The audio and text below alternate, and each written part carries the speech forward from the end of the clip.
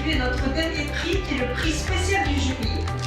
Et pour ça, nous avons retenu une jeune autrice metteur en scène de 25 ans, dont c'est le premier roman. Il s'agit de Emma Gould, pour un livre qui s'appelle « Ceux qui appartiennent au jour » aux éditions de Minuit. Et c'est en grande partie autobiographique. Ça raconte l'histoire d'une famille de pasteurs d'origine néerlandaise. Et il y a également une très belle relation entre un frère et une sœur.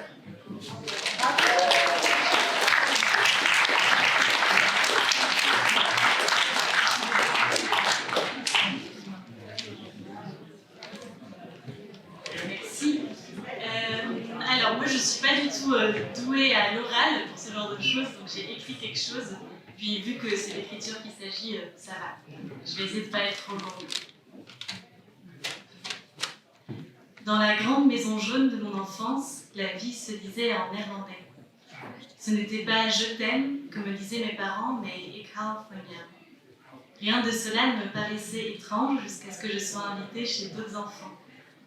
Eux semblaient savoir ce que c'était « je t'aime » qu'il fallait dire. Qu'en France, on disait « tu grandis trop vite » et « bonne nuit ».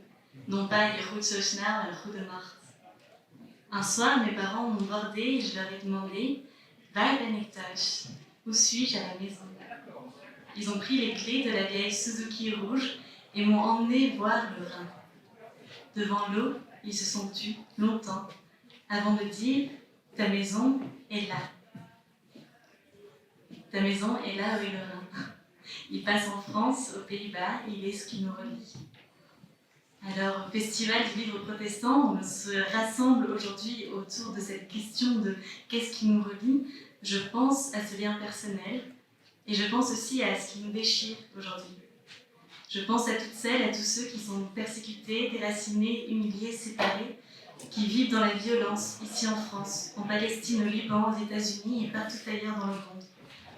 Je pense à notre planète qu'on brûle jusqu'au bout. Et je repense à cette question, qu'est-ce qui nous relie ? Dans Ceux qui appartiennent au jour, Nicolas se demande sans cesse à quoi ça sert de raconter des histoires. J'aurais aimé le rassurer et lui donner une réponse claire, efficace, effective.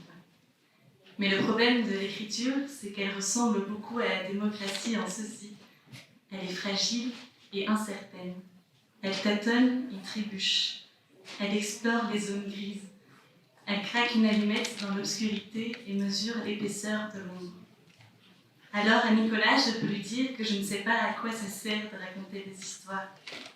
Ce que je dois dire par contre, c'est que je crois que les histoires relient, qu'elles permettent de prendre des chemins de traverse, de changer le monde. Alors je vais continuer à craquer des allumettes, à inventer des petits feux de joie qui dansent dans la nuit et se confrontent à tous les brasiers de haine. À ma famille qui m'a appris la richesse des différences, qui un jour m'a emmenée voir le Rhin, j'aimerais lui dire que j'ai trouvé dans la littérature une maison assez grande pour accueillir tous les fleuves du monde. À toute l'équipe de Minuit, j'aimerais dire merci, parce que les merci valent plus que les bravos. Merci de travailler d'arrache-pied avec exigence et de défendre les textes et des autoristes comme vous le faites. À vous enfin, qui m'honorez de ce prix, j'aimerais vous dire quelle joie immense c'est de voir un texte que l'on a porté voyager. À vous qui lisez surtout. Merci de faire partie des vivants et des vivantes, de croire en la force des histoires.